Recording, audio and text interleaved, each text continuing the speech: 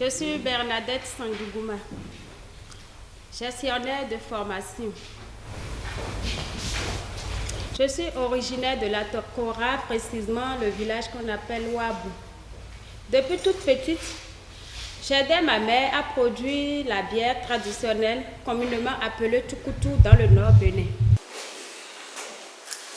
Nous avions des clients qui quittaient d'autres villes, telles que Cotonou, Kandi, Malangine et j'en passe. Elle vendait cette boisson en vrac dans le cabaret. Après dégustation sur place, nos clients souhaitaient emporter cette boisson. Mais avant destination, la bouteille ou le plastique se cassait ou s'éclatait. Donc la boisson était perdue. Ainsi, après ma formation, devenue un diplômé sans emploi, j'ai choisi de faire une petite formation au projet Sangaï sur la transformation des fruits et légumes en jus. C'est ainsi que j'ai observé la transformation du jus d'ananas. Le jus d'ananas qui est un jus qui se fermente aussi si rien n'est fait.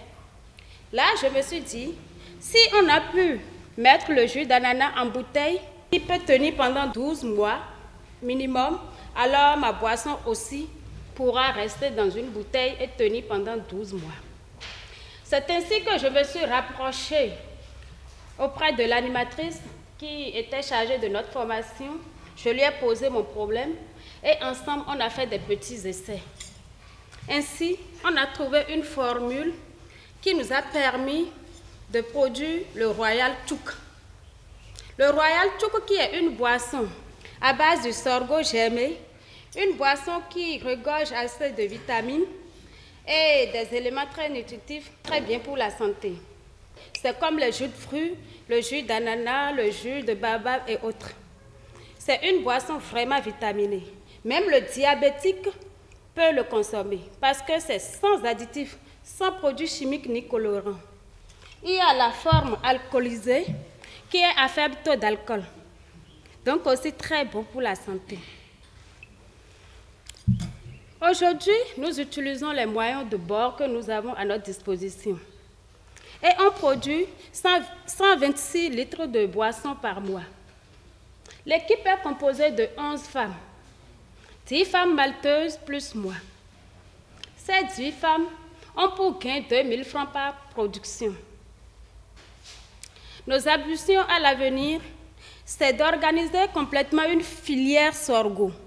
C'est-à-dire, cette filière va démarrer à partir du jeune agriculteur au champ qui va produire le sorgho que nous-mêmes, nous allons sélectionner la variété voulue, mise à sa disposition, en passant par les dames malteuses qui seront formées et mises en réseau par la transformatrice jusqu'aux distributeurs, les commerciaux de ce Royal Chouk.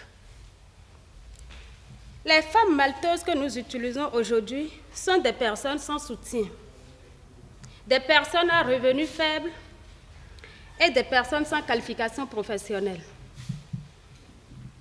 Dans 2 ans, nous souhaitons utiliser au moins une vingtaine de femmes malteuses qui seront formées et auront leur propre micro-entreprise. Ces micro-entreprises produiront du sorgho maltais, serviront non seulement l'entreprise qui produit le Royal Chouk, mais aussi d'autres femmes qui produisent le Tukutu mais vendu en vrac. Ce sorgho sera germé dans des conditions meilleures que ce qui se fait aujourd'hui. Nous allons non seulement contribuer à l'amélioration de la production du Royal Chouk, mais aussi contribuer à l'amélioration du produit fini des autres vendeurs de Tukutu vendus en vrac. Nous allons sécuriser les emplois des jeunes agriculteurs qui auront désormais la semence à leur disposition et pourront cultiver un vaste étendue. Le sorgho maltais sera aussi utilisé par d'autres entreprises pour faire des farines, pour bouillir et beaucoup d'autres choses. Nous allons contribuer à la réduction de certaines maladies, telles que l'hépatite, parce qu'aujourd'hui, le tukutu consommé en vrac est consommé dans les mêmes calebasses. La calebasse est lavée dans la même eau.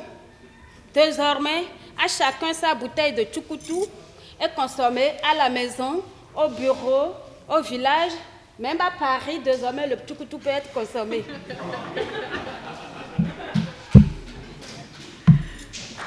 Mais nous ne pourrons atteindre nos objectifs si nous n'avons pas eu de débouchés.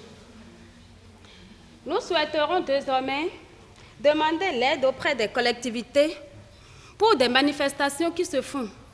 Si lors des cocktails et des pauses déjeuner, on peut utiliser nos différents produits, nous allons aussi contribuer à la maîtrise de la qualité de notre bière locale. Notre bière qui sera désormais notre champagne béninois. Elle sera désormais une bière limpide, stable, avec des normes d'hygiène bien respectées. Nous demandons aussi l'aide de tous pour la certification de nos produits. Car si un produit n'est pas certifié, il sera difficilement exportable.